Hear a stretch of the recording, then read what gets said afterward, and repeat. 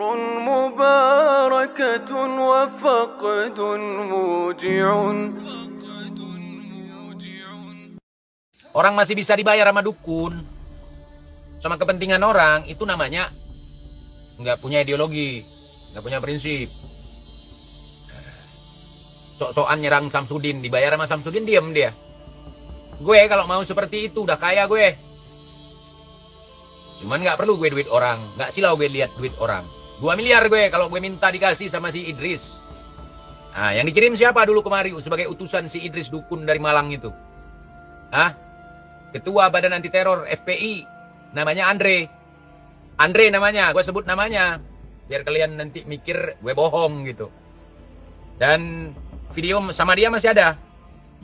Nggak ada angin, nggak ada hujan, datang ke Aceh, ngebujuk gue, buat gue diam. Nggak membeberkan kebohongan para dukun.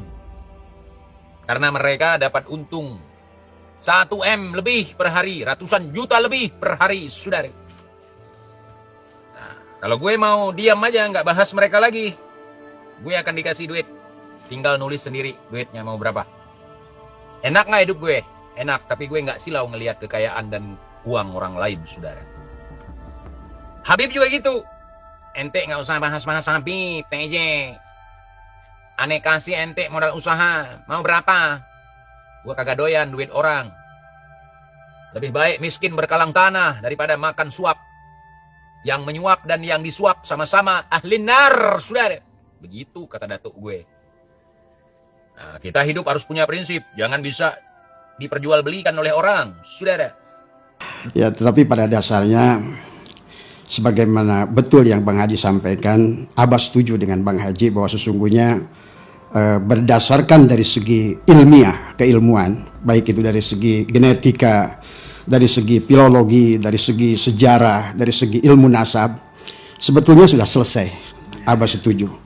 Tetapi barangkali betul juga yang disampaikan Bang Haji, karena barangkali saudara kita dari kaum Ba'alwi ini sudah sekian puluh tahun merasakan kenikmatan adalah menggunakan dengan status nasabnya, adalah bahkan mungkin Abah nanti akan sedikit ceritakan bagaimana Abah 15 tahun seolah-olah dimanfaatkan oleh mereka.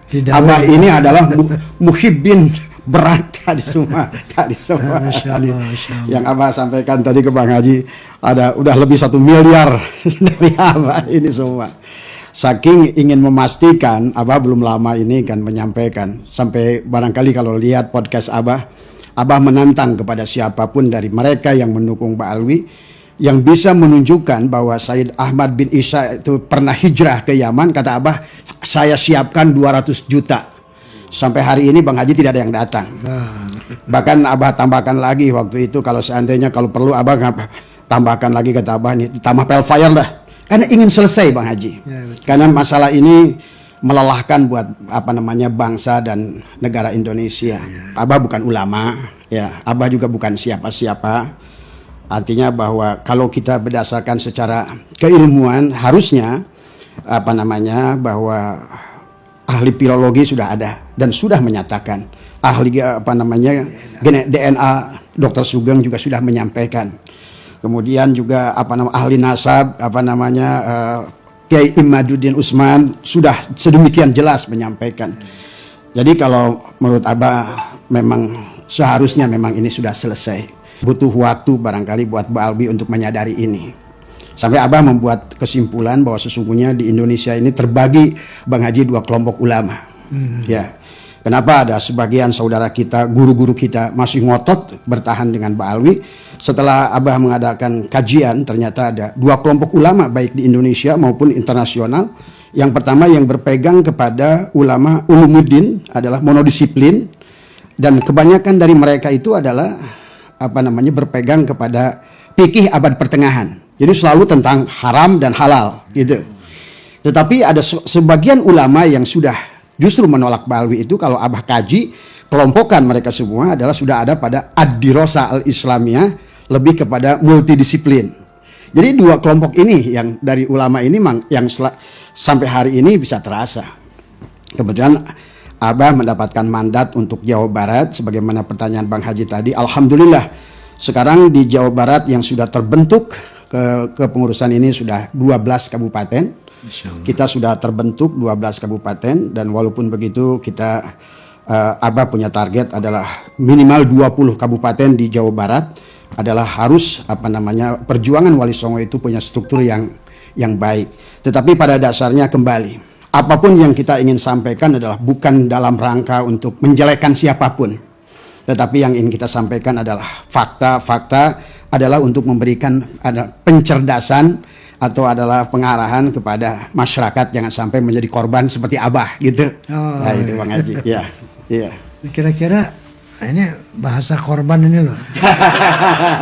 Ini artinya memang kita sering dengar bahasa korban dawir nih begitu viral ya. Ternyata salah satu cara mereka ini untuk mempertahankan nasabnya barangkali dawir ini. Iya. Kalau mereka ngaku habis nih dawiran nih. Mungkin itu ya sehingga mereka berat untuk melepaskan pengakuannya itu sebagai cucu Nabi, bukan dzurriyyah Nabi. Betul. Karena ternyata memang viral dawir-dawir di mana-mana ini puluhan juta, ratusan juta sampai abang katakan beliau habis 1M. 1M loh jangan sampai ada Rolex palsu di saya. Dijual 50 juta begitu saya cek ternyata 500.000. Iya Bang Haji. Iya. Oke, Bas, sebagaimana korban-korban kata Abah tadi dawir kan umumnya mereka kan karena takut kualat sama Rasulullah, takut tidak dapat syafaat, sebagaimana yang mereka katakan. Ini buat Nabi loh, buat Rasul loh, ya. Untuk itu ada orang mau ngasih alfat. Ini buat Rasul loh, bukan buat gue loh, ya. Mau dapat syafaat nggak? Nah, kira-kira itu senjata mereka. Nah, jadi menjual nama Nabi, na'udzubillah, menjual syafaat. Anak Abah udah beli syafaat 1M nih. Iya. Bisa ceritakan Mas gaya-gayanya, cara-caranya mendawir itu gimana? Itu luar biasa. Ya tentu saja karena memang seperti hari ini Bang Haji, Abah dan seluruh sahabat kita di perjuangan Wali Songo, memang tujuan kita berjuang ini pun adalah yang terutama yang pertama adalah tentu ingin menjunjung adalah marwah kebesaran keagungan baginda Nabi Muhammad SAW. Yang keduanya adalah tentu adalah karena mereka bukan hanya mendawir dan bukan hanya mereka adalah mengisbat nasab kepada baginda Nabi, tetapi juga mereka telah merusak sejarah Bang Haji yang Abah tahu. Nah jadi sesungguhnya kalau menurut Abah sangat terjadi kerusakan yang luar biasa dari berbagai aspek. Kerusakan dari segi ekonomi tidak sedikit masyarakat yang didawir termasuk Abah. Mungkin Abah sedikit ceritakan bagaimana dari sekian puluh tahun dari mulai berbagai macam cara mereka itu Bang Haji. Ada yang datang mereka ngaku namanya Habib hijau, ada yang mengatakan Habib merah. Kalau Habib merah itu mereka menggunakan sendal merah, kantong merah, kaos merah, sendal merah. Itu biasanya datang kalau ke Abah nggak pernah ngomong, datang keliling di depan rumah itu. Begitu Abah tanya, Bib, assalamualaikum, dia begitu. Kemudian dia keliling baru dia tulis 19.999. Kata Abah, apa ini Bib? Rumah ini akan kebakaran kecuali ini kiparatnya. Itu satu. Itu bisa begitu. Dan itu sering terjadi. Ada lagi yang Abah lagi santai tiba-tiba Bang Haji datang satu rombongan Habib, dia ngaku adalah dari Jawa Timur. Serombongan Habib datang dari Jawa. Saya bilang, Bib, dari mana antum tahu rumah saya di sini? Saya lagi berjalan di Cibitung, tiba-tiba di langit ada cahaya yang terang benderang. Gitu kan tadi. Begitu saya ikuti cahaya ternyata di rumah antum. Wah gitu kan. Gitu kan. Nah disitulah dia kemudian akhirnya kata beliau gini cerita, ujung-ujungnya duit Bang Haji. Karena kata beliau cahaya itu tidak murah. Untuk melihat cahaya itu menunjukkan bahwa di situ ada aulia kata dia. Tadi semua. Belum lagi, wah itu Abah itu dari dulu sebetulnya Bang Haji senang menghajikan mereka, mengumrohkan. Walaupun Abah sudah pelajari dari mereka, sebetulnya Abah pelajari orang-orang Ba'alwi ini hampir jarang pergi haji dan umroh ke tanah suci sebenarnya. Lebih banyak ke Tarim tadi semua. Lebih banyak ke Tarim. Tapi ada seorang Habib yang menurut Abah baik, karena kalau Abah sih tidak melihat dia itu bagaimanapun, tetapi kepada orang yang baik, akhlaknya baik, siapapun dia tetap Abah hormat. Besoknya Bang Haji subuh itu saya bangun tidur, biasa saya jam 2 pagi itu setengah 3 saya bangun, saya olahraga keluar. Tahu-tahu di halaman rumah saya itu ada kali 30 Habib udah tiduran di lantai. Ternyata waktu saya tanya, ini dari mana antum ini? Saya ada yang bilang dari Bangkalan, ada 5 mobil di luar. Dia loncat pagar ke rumah saya. Tiduran di rumah saya itu. Karena ternyata di kalangan mereka, jadi yang harus kita kenal Bang Haji, sebetulnya kenal kayak seperti multi level marketing. Jadi siapa yang bisa merekomendasikan siapa, maka mereka dapat hak 10%. Gitu. Jadi mereka itu misalnya saya udah memberangkatkan seorang umroh misalnya gitu. Kemudian dia akan sebarkan tuh, ada Rijal Hajib nih, gitu. Kemudian mereka umumkan itu ke semua, maka datanglah. Saya tanya, dari mana kalian? Saya dari anu. Bagaimana kalian kok bisa masuk? Saya loncat pagar. Nah, itu kan tadi. Akhirnya itulah. Kemudian pernah lagi Bang Haji datang. Saya bangun pagi. Waktu itu saya mau berangkat ke Singapura. Saya mau ngambil first flight. Begitu saya keluar rumah, ternyata ada 4 orang Ba'alwi duduk di jam 3 subuh gitu. Memaksa saya minta uang 15 juta. Katanya dia bilang buat apa? Dia bilang buat renovasi rumah saya. Ini maaf ya, jadi ini bukan untuk menjelekan siapapun, tapi ini insya Allah, karena Allah menyaksikan apa yang kita sampaikan, insya Allah kita bisa bertanggungjawabkan. Barangkali adalah untuk menambah penyadaran kepada masyarakat.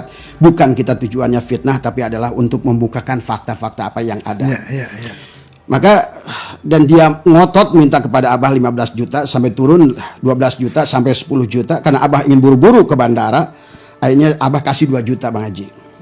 Setelah 2 juta pun masih ngotot dia. Sampai dia bilang, Ji, saya doakan biar selamat. Kan Abah jengkel, Bib, kalau bisa doakan jatuh aja pesawatnya sekalian gitu. Sekalian saya ingin bukti doa kamu itu mustajab nggak gitu kan tadi semua. Banyak banget. Jadi selama sekian itu bawa kaligrafi sampai ke rumah. Assalamualaikum, waalaikumsalam gitu kan tadi semua. Ada kaligrafi.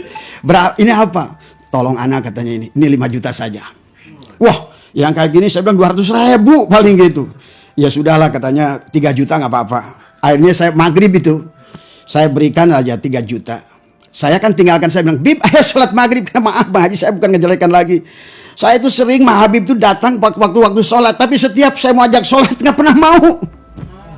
Itu anehnya saya itu. Udah tamat mungkin. Ya, udah tamat. mungkin sudah belajar sholat dari kecil barangkali tadi semua.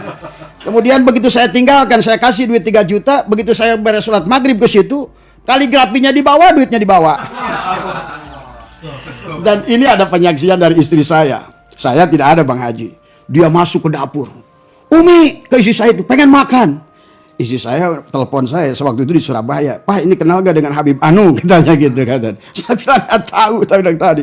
Dia langsung datang ke dapur makan. Maaf ya. Ini adalah sebetulnya, maka kenapa Abah berjuang luar biasa, karena Abah merasakan betapa satu, kalau menurut Abah tidak apa-apa memberi Bang Haji. Ya tidak ada masalah, tetapi pada saat dikaitkan beliau itu kepada dzurriyyat Nabi, yang dikhawatirkan adalah akhirnya mereka itu merusak daripada marwah baginda Nabi itu sendiri. Ya, dan ini kalau Abah ceritakan, maka di Abah kalau Bang Haji kapan nanti mampir, ada tongkat Sunan Ampel yang mereka jual 7 juta. Ternyata hanya dari bambu biasa. Kata beliau, saya itu pulang dari makom Sunan Ampel dan dia bilang ini tolong antarkan ke Abah Setu. Tapi maharnya adalah 5 juta. Ada batu nanti, ada Quran yang dia bilang sudah hampir 300 tahun dan itu saya bayar hampir 47 juta Bang Haji tadi semua. Ternyata begitu saya cek, ternyata juga artinya bahwa sebenarnya mungkin yang seperti saya ini banyak sebenarnya, karena saking cintanya pada Rasulullah kita sudah nggak peduli lagi kadang-kadang dengan perbuatan dan akhlak mereka dahulu itu tadi semua. Sampai Kiai Imaduddin datang, itulah yang menyadarkan kita ini kalau tidak dihentikan bahaya kepada kita dan kepada mereka. Karena saya selalu berharap Bang Haji dan selalu berdoa, ya Allah semoga Ba'alwi ini diberikan penyadaran.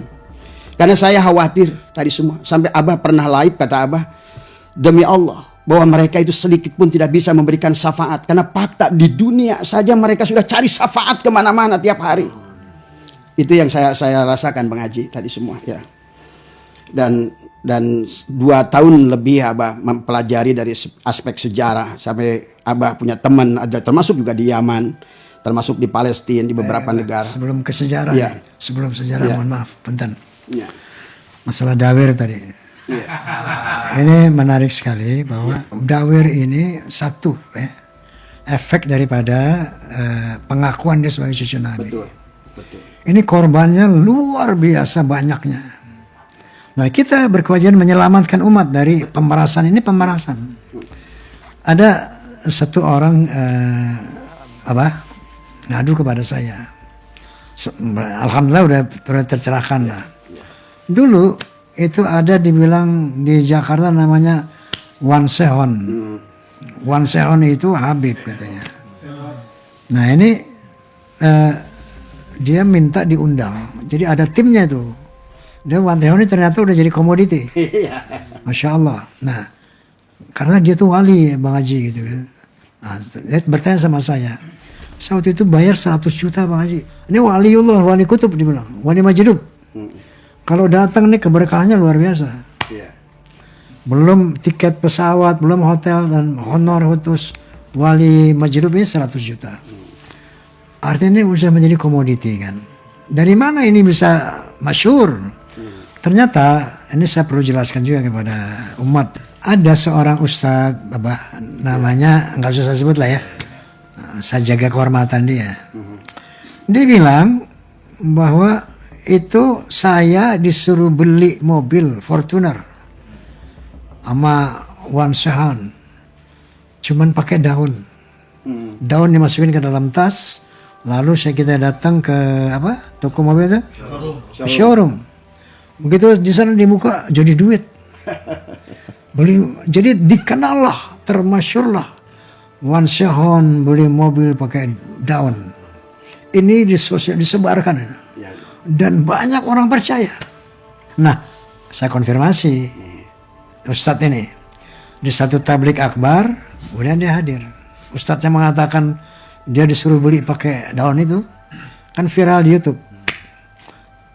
Saya bilang, Ustadz, coba Anda katakan yang sebenarnya, bersumpah atas nama Allah. Kalau Anda bohong, dilaknat oleh Allah. Di depan umum, di depan tablik. Coba pernyataan Anda dulu itu benar nggak? Bahwa Habib Sehon beli mobil pakai daun. Benar apa tidak? Nggak benar Bang Haji. Jadi kamu bohong? Iya saya bohong Bang Haji. Nah ini. Jadi ada seperti satu satu lo suruh bohong gini, suruh bohong gini ya. Ini jadi ternyata jadi komoditi. Betul. Masya Allah wali Majdub. Sementara yang namanya wali itu qala ta'ala la inna awliya Allah la khafun alaihim wa lahum yahzanun alladzina amanu wa kanu yattaqun lahumul busyra fil hayati dunya fil akhirah. Kata Allah Subhanahu wa taala, kata waliullah itu la khafun alaihim wa lahum yahzanun. Enggak punya rasa takut atas masa depan dan tidak punya duka cita atas apa yang terjadi. Alladzina amanu wa kanu yattaqun. Dia beriman dan bertakwa. Beriman bertakwa. Ini kalau nggak ada ciri ini bukan wali. Lalu dikatakan ini karena cintanya kepada Allah luar biasa sampai jadi gila. Sehingga diamnya saja ibadah. Saya katakan, laqad kana lakum fi Rasulillahi uswatun hasanah. Sesungguhnya pada diri Nabi itu terdapat keteladanan dari perilaku. Apakah dia lebih gila cintanya daripada Rasulullah? Lebih hebat, lebih dahsyat cintanya daripada Rasulullah? Rasulullah nggak gila. Jadi astagfirullahaladzim, inilah buatan-buatan orang dengan tendensi-tendensi tertentu ternyata untuk dijadikan komoditi. Nah ini yang perlu disampaikan kepada umat ya. Ada orang gila pakai sawat doang. Disembah-sembah wali Majdub. Inna lillahi wa inna ilaihi raji'un. Ini salah satu cara mereka loh, untuk mendawir-dawir umat, membodohi umat, bahkan nanti memusyrikan umat. Betul. Punten Abah, barangkali itu yang tadi Abah katakan sejarah-sejarah. Mungkin Abah tambah lagi masalah perendawiran sedikit lagi semua. Ya karena Abah pernah mencalonkan jadi Bupati Sukabumi Bang Haji. Justru pada saat itu benar-benar puncaknya dawir ke tempat Abah itu. setiap hari tadi ada Wali Majdub, Habib Majdub, ada 3 orang yang digotong ke rumah, kemudian dia menuliskan sesuatu di tempat rumah tim sukses saya itu. Kopi 50 kilo, gula 100 kilo, rokok 5 bal, beras 1 ton. Kalau seandainya ingin menang, ini harus diselesaikan sampai sore. Inilah memang kalau karena kecintaan kita kepada Rasulullah, terkadang kita bodoh, terkadang kita udah sebetulnya barangkali kita juga mengerti Bang Haji, tapi sebetulnya tadi karena kita sudah ditutup kecintaan dan mereka sudah merasa dan mereka sudah mengakui bahwa beliau itu duriat Rasul. Yang saya pandang, biarlah kamu seburuk apapun asal kamu benar sebagai, tapi belakangan kita baru menyadari tentang kepalsuan mereka itu. Maka inilah yang harus dikembalikan kepada kesadaran. Dan Abah pernah baca dalam satu kitab bahwa yang ditulis oleh Ba'alwi sendiri, bahwa sesungguhnya Ba'alwi itu tidak ada yang mubazir, tidak ada yang sia-sia. Gilanya adalah wali, sadarnya juga wali, kan gitu. Itulah yang menjadikan landasan kepada mereka oleh seseorang Habib yang dia mengatakan bahwa diantaranya adalah Habib yang gila, kaki Habib yang gila lebih mulia daripada 70 ulama yang alim, karena landasannya kata mereka Habib ulama itu pada saat dia berbuat dosa hilang keulamaannya, tetapi tubuh ini ada duriat Rasul, ada darah Rasul.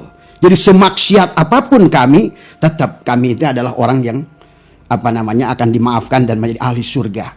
Maka siapa yang mendukung kami itu ditulis dalam kitabnya. Sudah ada kitab yang dibahas oleh Kiai Nur Ihya tentang berapa ratus khurafat adalah pembalikannya hadis-hadis baginda Nabi.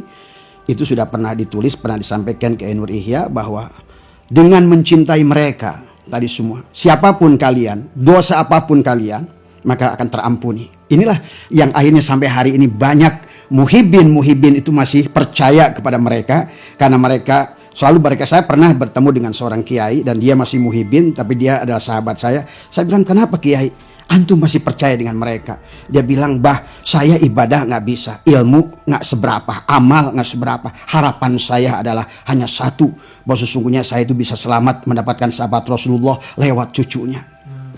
Ini kan sebetulnya kalau dibawa betul kata Bang Haji tadi dari segi tauhid, sudah syirik yang luar biasa Bang Haji. Nah, adapun dari segi aspek sejarah, karena setelah Abah mempelajari dan karena Abah juga adalah korban daripada mereka, ya, baik itu adalah di Mesir, baik itu di Palestina, ya, dan kenapa mereka itu adalah ada di Indonesia itu sejak kapan? Bagi orang-orang, maka kata Abah, dari segi filologi sudah batal, dari segi genetika sudah batal, dari segi sejarah pun batal Bang Haji. Karena tahun 1825-1830 adalah terjadi perang di Diponegoro yang luar biasa dahsyat, sampai tercatat di di sebuah buku yang ditulis oleh Senok Horgronje, Panderplas dan Hub de Jong, menuliskan tentang bagaimana dahsyatnya perang di Diponegoro, sampai mereka itu dibilang ditinggalkan kami oleh ulama. Tak ada lagi ulama Nusantara yang percaya dengan Belanda. Inilah yang merupakan asbabun nujul, asbabul hurud. Belanda itu adalah membawa imigran Yaman. Itu sebetulnya dikisahkan bagi sahabat-sahabat barangkali adalah pencinta bisikan Roma, adalah silakan nanti dicari di buku tentang tulisan Hub de Jong atau buku di Panderplas. Siapa Ba'alwi ini sebenarnya? Sebetulnya nggak usah dibahas dari ilmu filologi, karena tidak mungkin akan ketemu. Nggak usah dibahas dari ilmu antropologi, apalagi arkeologi. Dari segi ilmu sejarah pun sebetulnya mereka sudah batal sebetulnya. Setelah perang di Diponegoro 1825-1830, Belanda kesulitan karena Sayyid dan Syarif yang saat itu adalah hijrah dari Hijaz, karena Arab Saudi waktu itu sudah mulai bergejolak di mana akan berdirinya kerajaan Saudi saat itu, dan mereka berubah menjadi negara Wahabi, maaf gitu ya. Sayyid dan Syarif yang asli itu kan eksodus ke Indonesia, ditampung oleh, dalam buku sejarah kita ditulis, ditampung oleh Hamengkubuwono yang kedua, kakeknya daripada Pangeran Diponegoro. Itulah merupakan awal sebetulnya terjadinya perang Diponegoro, karena Sayyid dan Syarif itu bersama dengan Pangeran Diponegoro yang merupakan, nah kalau dilihat dari segi nasab sebetulnya Pangeran Diponegoro lebih Habib daripada mereka tadi semua. mereka berjuang dalam perang itu, ya, akhirnya Belanda mengalami kekalahan, bahkan disebutkan 20 juta gulden. Bahkan dikisahkan adalah melebihi hasil penjajahan mereka di Nusantara selama 100 tahun. Habis dengan perang di Ponorogo itu tadi semua. Disitulah sebetulnya adalah Belanda kesulitan mencari Sayyid dan Syarif yang ada karena sudah menyebar, Bang Haji. Ada yang lari ke Jawa Barat, dia bergerak dipanggil Aang, ada yang dipanggil Aceng, ada dipanggil Ajengan, lari ke Banten disebut dengan Tubagus. Ya tadi, akhirnya banyak di Nusantara ini sebetulnya adalah duriah-duriah Rasulullah yang sebetulnya tidak terverifikasi sesungguhnya. Karena memang Sayyid dan Syarif yang asli itu tidak akan ada yang mengaku. Tidak ada yang akan mengaku tadi semua. Karena selain mereka juga malu, ya, yang kedua mereka juga menyadari harus menjaga marwah nama besar yang dibawanya, bukan sebaliknya dijadikan modal untuk keuntungan hawa nafsunya. 1886 itulah setelah, dan itu pun dalam sebuah kisah, silakan Bang Haji nanti verifikasi, dalam buku sejarah disebutkan ada seorang Habib, ya, bermarga Alatos. Itulah setelah 1830 itu Belanda kalah, saudara Pangeran Diponegoro atas inisiasi seorang Habib yang bermarga Alatos itu, kemudian mereka mengundang Pangeran Diponegoro, akhirnya ditangkaplah Pangeran Diponegoro tadi semua. Nah itulah ditipu Pangeran Diponegoro itu sebetulnya. Makanya kalau kita lihat perjanjian Rumroyen, Meja Bundar, kan, Linggarjati, sesungguhnya kan banyak tokoh kita yang ditangkap oleh Belanda kan dengan judul perjanjian tadi semua. Demikian Pangeran Diponegoro. Nah, kenapa alasannya itu? Setelah Abah pelajari, mereka itu adalah menarik orang-orang Yaman, dan dalam bukunya Hub de Jong, Abah melihat bahwa sebetulnya yang disebut dengan saat itu adalah Sayyid itu ada 700, Bang Haji. Tapi selebihnya ada 15.000 yang dibawa oleh siapa? Oleh Senokorgronye. Ya, yang asli Habibnya 700. Itu pun Habib yang disebut keturunan Sayyid Ahmad bin Isa Al-Muhajir. Kalau Sayyid Ahmad bin Isa Al-Muhajirnya itu juga palsu, berarti 700 yang mengaku Habib zamannya Senokorgronye pun sebetulnya udah palsu. Sebenarnya kan gitu tadi semua. Mereka datang, maka datanglah ke Indonesia. Disinilah sebetulnya mulai awal bahwa Habib-Habib ini adalah sebetulnya digunakan oleh Belanda adalah untuk menarik kembali minat masyarakat Indonesia, karena ulama-ulama kita sudah nggak percaya. Sementara Sayyid dan Syarif yang waktu bersama Pangeran Diponegoro berperang itu sudah menyebar, menghilang di masyarakat, karena mereka sudah tahu message-nya itu mereka yang menjadikan target dari pembunuhan tadi semua. Ini sebetulnya dari awal, sebetulnya intinya adalah ada satu kelompok yang memang sudah punya tekad dari awal adalah ingin membersihkan daripada duriat-duriat Rasulullah, termasuk dan runtuhnya Turki Ottoman kan. Disitulah sesungguhnya Turki Ottoman turun, maka disitulah Arab Saudi adalah naik ke atas, dibantu oleh siapa? Inggris kan. Nah itulah persoalan yang dimulai. Sementara masyarakat Indonesia dikira mereka yang datang dari Yaman itu sama, satu bahasa Arab, kedua tampangnya mirip kayak Sayyid dan Syarif yang sebelumnya.